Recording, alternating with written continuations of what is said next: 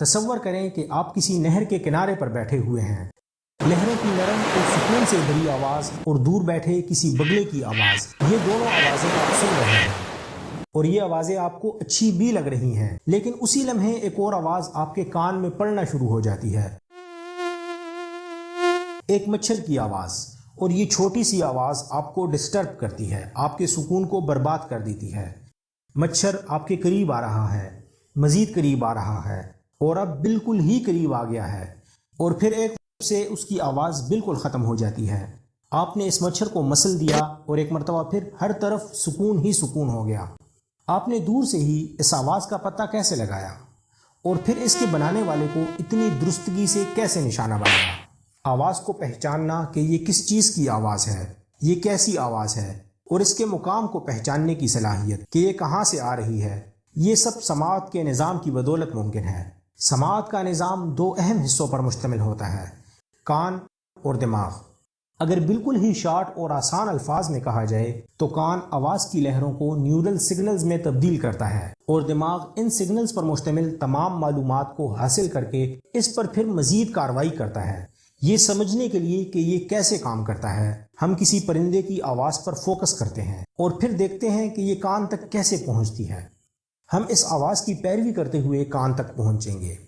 دوستو، do you know کی videos میں ایک مرتبہ پھر سے خوش آمدید۔ اس پرندے کو غور سے دیکھیں، یہ آواز نکال رہا ہے، لیکن اگر آپ چند لمحوں کے لیے اپنے کان بند کر لیں تو آپ محسوس کریں گے کہ یہ صرف منہ ہی ہلا رہا ہے۔ اس پرندے کے اس طرح سے منہ ہلانے سے ایک خاص قسم کی فورس یعنی وائبریشن پیدا ہوتی ہے جو ہوا، مائعات یا ٹھوس اشیاء میں لہروں کی صورت میں سفر کرتی ہے، اور یہی وائبریشن پھر کان سے ٹکراتی ہے۔ یہ کان کا اندرونی حصہ ہے، اسے کوکلیا کہتے ہیں۔ یہ در حقیقت نمکین پانی جیسے سیالوں سے بھرا ہوتا ہے۔ کوکلیا کے لیے سب سے پہلا مسئلہ یہ ہوتا ہے کہ ان آواز کی لہروں کو جہاں سے بھی وہ آ رہی ہیں ان کو سیال کے اندر اب پریشر ویوز میں کیسے تبدیل کیا جائے۔ اسے دیکھیں، یہ کان کے اندر ایک باریک سی جھلی ہے، اسے کان کا پردہ بھی کہتے ہیں، اور اس کے ساتھ یہ درمیانی کان کی چھوٹی ہڈیاں ہیں۔ کان کا پردہ اور یہ چھوٹی چھوٹی باریک ہڈیاں آواز کی لہروں کو سیال کے اندر پریشر ویوز میں تبدیل کرتی ہیں۔ جب آواز کی لہریں کان کی نالی میں داخل ہوتی ہیں تو یہ کان کے پردے سے ٹکراتی ہیں اور اسے بالکل ڈول کے سر کی طرح ہلاتی ہیں۔ ہلتا ہوا کان کا پردہ ہتھوڑا کہلانے والی ایک ہڈی کو جھٹکا دیتا ہے جو اینول سے ٹکراتی ہے اور تیسری ہڈی کو حرکت دیتی ہے جسے سٹیپس کہتے ہیں۔ اس کی یہ حرکت کوکلیا کے لمبے چیمبروں کے اندر سیال کو آگے کی طرف دھکیلتی ہیں۔ آواز کی لہروں کے ایک بار وہاں پہنچنے کے بعد وہ سیال کے اندر پریشر ویوز میں تبدیل ہو جاتی ہیں اور وہ کوکلیا کے ایک سرے سے دوسرے سرے تک پھر لہر کی طرح ہی سفر کرتی ہیں۔ بیسیلر جھلی، جسے باسیلر جھلی بھی کہا جاتا ہے، اس کی ایک سطح کوکلیا کی لمبائی کے ساتھ ہی چلتی جاتی ہے۔ اس سطح کو بیسیلر ممبرین یا پھر بیسیلر جھلی کہا جاتا ہے۔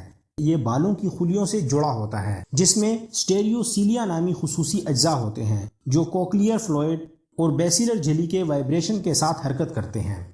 یہ حرکت ایک سگنل کو متحرک کرتی ہے جو بالوں کے خلیات کے ذریعے سمعی اعصاب یعنی آڈیٹری نروز میں، اور پھر وہ سگنل دماغ کی طرف جاتا ہے جو وہاں اسے ریڈ کرتا ہے، جو اسے ایک مخصوص آواز سے تعبیر کرتا ہے۔ جب کوئی آواز بیسیلر ممبرین کو ہلاتی ہے تو بالوں کے تمام خلیے حرکت نہیں کرتے، صرف کچھ منتخب کردہ خلیات ہی آواز کی فریکوینسی کے لحاظ سے حرکت کرتے ہیں۔ بالکل ایسے ہی جب ایک مخصوص آواز پیدا کرنے کے لیے پیانو کے کچھ بٹن کو دبایا اور کچھ کو چھوڑ دیا جاتا ہے، اور یہ ہمارے جسم میں ایک اور انتہائی عمدہ قسم کی انجینئرنگ ہے۔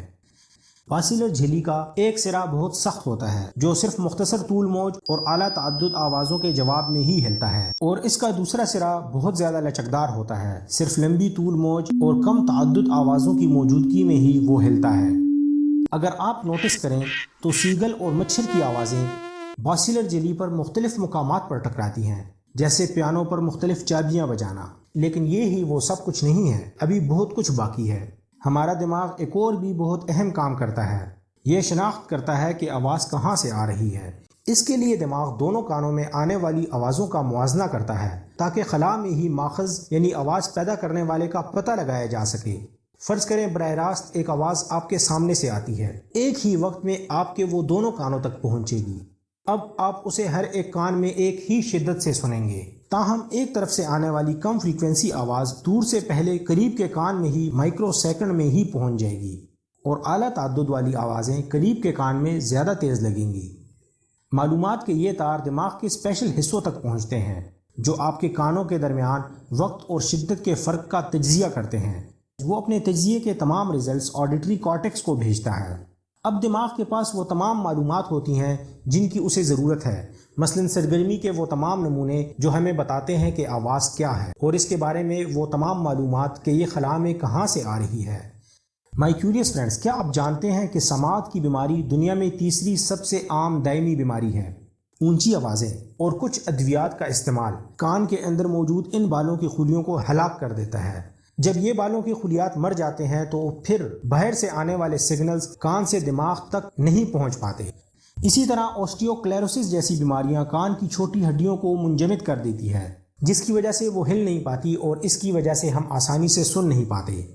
مائی کیوریس فرینڈز، یہ بات یاد رکھیں کہ ہمارے کانوں میں حیاتیاتی مشینری کا ایک عمدہ ترین ٹکڑا بند ہے جو ہمارے ارد گرد کی ہوا میں موجود وائبریشن کے ارتعاش کو عین مطابق برقی محرکات میں تبدیل کر دیتا ہے، جس سے ہم تالی، نلکے کے بہتے ہوئے پانی، آہوں اور مکھیوں کی بنبناہٹ میں فرق کر سکتے ہیں۔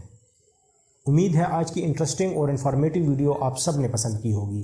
اس ویڈیو کو لائک کر کے ہمارے چینل کو سبسکرائب کریں اور ساتھ دیے گئے بیل آئیکن کے بٹن کو بھی دبا دیں تاکہ ہماری ہر نئی آنے والی ویڈیو آپ کو ملتی رہے۔